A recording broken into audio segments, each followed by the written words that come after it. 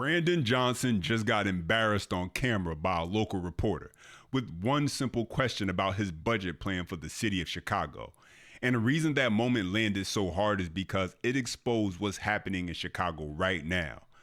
Chicago is staring at a roughly $1.2 billion budget hole for 2026, and the mayor and city council are in a straight up deadlock. Johnson is trying to push a corporate head tax aimed at businesses, but a coalition of aldermen are rejecting and pushing an alternative. And here's the part people aren't taking seriously enough. The clock is real. The budget has to pass by December 30th, and if they don't get it done, Chicago could be headed towards its first ever city government shutdown, with reporting warning that city services could stop and 30,000 plus city workers may not get paid. As always, the best way to show you support is by smashing that thumbs up, hitting the subscribe, and sharing this video so more people see what's really going on. But let's first start with this news report where Brandon Johnson continues to push the same narrative that he's fighting for Chicago's working class. Take a listen. The group of aldermen opposed to Mayor Brandon Johnson's head tax proposal are holding strong. They are pushing their demand for city council meetings next week to pressure an up or down vote. So as it stands right now, and we've been watching this every day, there is no hint of compromise. Political reporter Marianne Ahern is joining us here now with an update. No closer, Marianne. We are no closer. I'm not sure when we're going to get one. There are 27 aldermen who oppose the mayor's budget plans. If you recall last year, that was the magic number. The mayor narrowly passed his budget with 27 aldermen. The mayor is especially unhappy with those who support the alternative budget, saying they're the ultra rich, and he had much stronger criticism for them. In order to get a budget passed and have my colleagues be able to be home for Christmas and New Year's, and I think this accelerated calendar will be beneficial to everyone in this council. Tension again today at City Hall. Mayor Johnson does not have the votes yet for his budget proposal. It relies on a corporate head tax. In fact, at today's City Council meeting, the aldermen who oppose him, they received 30 votes, more than they needed to show their strength. As the showdown continues, there's been some tweaks. The alternative budget group, they originally proposed a monthly garbage fee of $18. It's now $15. They say the mayor has not worked with them directly. He has to get in the room. He has to collaborate with us, as we've been asking for the last several weeks. The alternative budget group has altered a few other of their revenue ideas as well. So it's still kind of a work in progress for everybody. When is the deadline for them to figure this out? Otherwise, there's going to be some problems. Right. It is not December 31. It is actually, the city rules say a budget must be approved by the last Tuesday in December. And in that case, it is December 30th. There's never been a city government shutdown before. One was threatened during council wars in the 1980s. The mayor, he is especially critical of this ad campaign that says he's creating his own slush fund. They don't have a moral obligation and responsibility like those of us who are charged to serve and to protect residents. That's not their motive. Their motive is the bottom line, how they can get richer. And if it means fomenting chaos and sowing seeds of division, then that's what they'll do. They are immoral. They are wicked. And it's well past time that the people of Chicago actually know and see who these individuals are. The mayor promises to veto any budget that adversely affects working people. Do you sense the frustration? This is what I don't understand about progressive Democrats, and Brandon Johnson is the perfect example of it. No matter how bad the numbers get, no matter how big the deficit becomes, their answer is always the same. More government spending, more taxes, more promises. Chicago is sitting on a massive billion-dollar budget deficit, and yet the response from Brandon Johnson isn't to ask, where can we cut? What programs aren't working? What can we afford? No, it's how do we spend more and who can we tax next?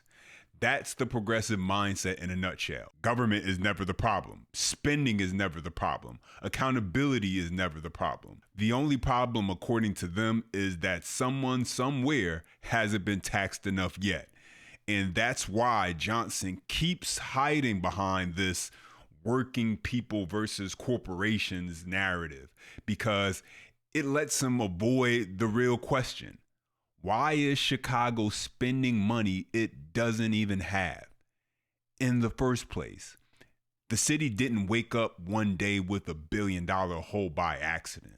It happened because of years and years and years of expanding government, growing payroll, unfunded promises, and borrowing to cover reoccurring costs. The exact policies progressives swear will somehow work next time, right? And when the bill finally comes due, they don't pivot. Johnson doesn't reassess. Instead, he's doubling down. And that's why you hear talk of new taxes, new borrowing, and temporary fixes, then end up magically turning into permanent obligations. That's why they pretend a head tax or another fee will solve structural problems. And this is where that ideology becomes dangerous, because progressive governance treats government spending like it's limitless, while taxpayer wallets are treated like an ATM that will never run out of cash. But next, let's get into the back and forth questioning between Brandon Johnson and the reporter, who she brings some pretty relevant and obvious things up. Take a listen.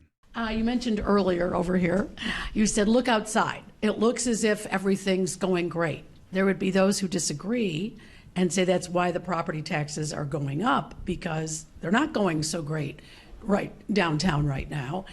And so explain that to me, because there's evidence that when the head tax was repealed, that jobs boomed in Chicago. Okay, first of all, thank you for the question. I didn't say that everything was great.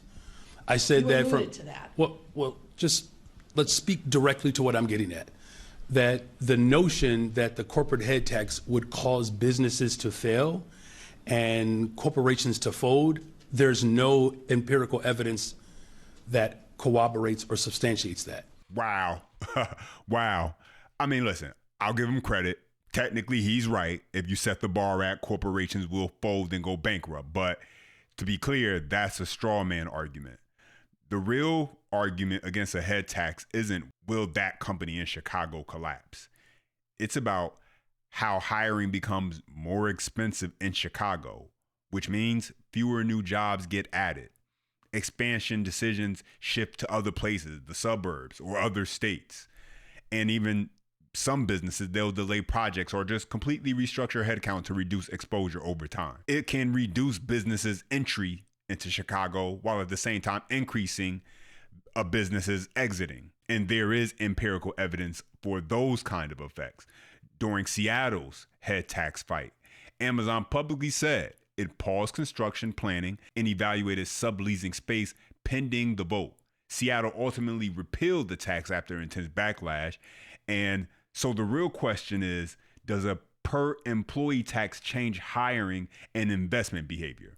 And the research on employer side taxes says yes. Johnson doesn't get it. When a city is facing $1 billion deficit, the priority shouldn't be figuring out a new way to tax jobs. It should be figuring out how to grow the tax base.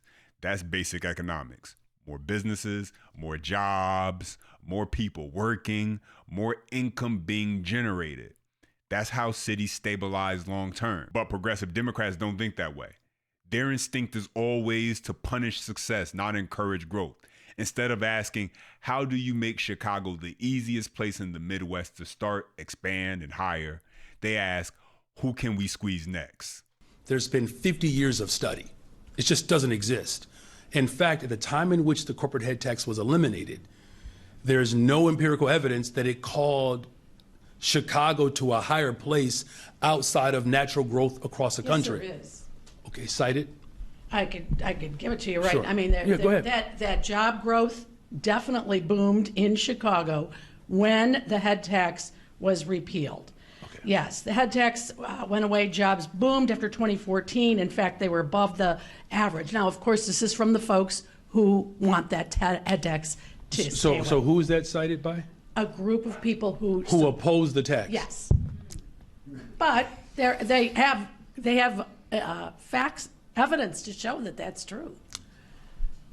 You disagree? You don't believe that's true? I'm simply saying that it's hard pressed to suggest that the group that has a special interest. Well, they can tell you whether or not more jobs came to Chicago. That's not something that's imagined. So you're defending this source?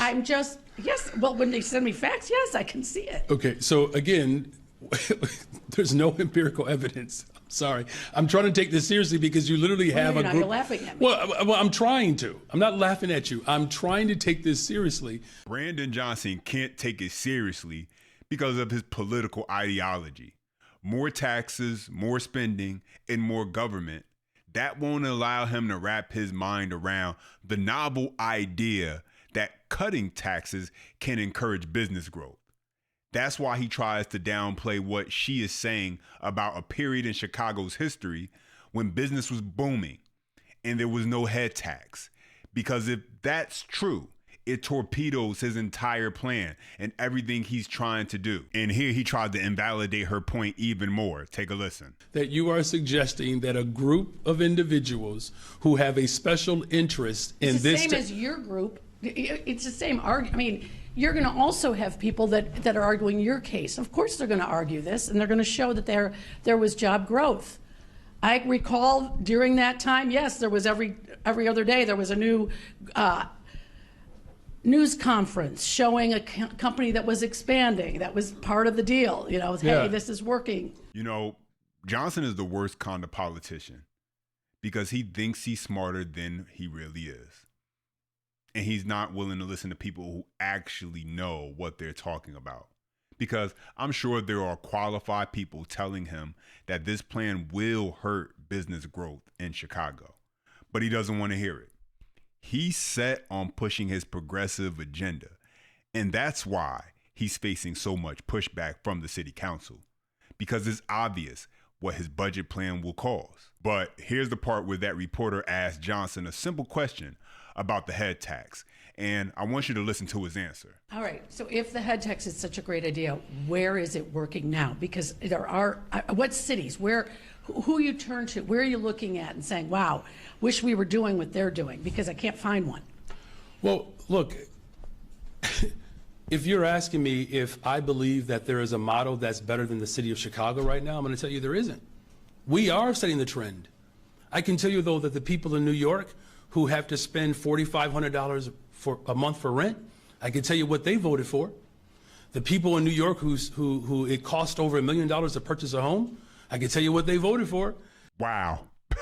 Wow. So he actually believes Chicago is setting the standard.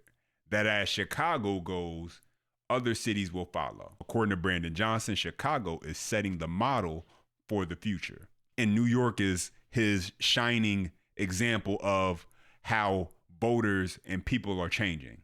A city that elected Zoran Mamdani because he said he'd give a bunch of stuff away for free. And there's no way he can possibly actually deliver on those things. Wow. Wow. Chicago, you are cooked. And this is the pattern you see over and over again in cities run by progressive Democrats. It always starts with good intentions, big promises, bold language, and a belief that government spending can fix anything if you just fund it enough, right? Progressive leadership expands government first and asks questions later. Spending grows faster than revenue, and then taxes go up, but the tax base doesn't. And businesses are treated like villains instead of partners. And when growing slows, the answer is never reform. It's more spending, more taxes, more borrowing. That's how cities get trapped. Not overnight, not in one budget cycle, but slowly, year after year after year, as costs compound. And then when they fail, it's always someone else's fault. Corporations, the wealthy, the federal government, history, capitalism, anyone except the policies. That's what's happening here. Cities don't thrive because they tax growth. They thrive because they attract it. And Brandon Johnson refuses to accept that. But now let me know your thoughts. Drop your comments down below. As always, the best way to show your support is by smashing that thumbs up, subscribing, and sharing this video. That way more people see what's really going on.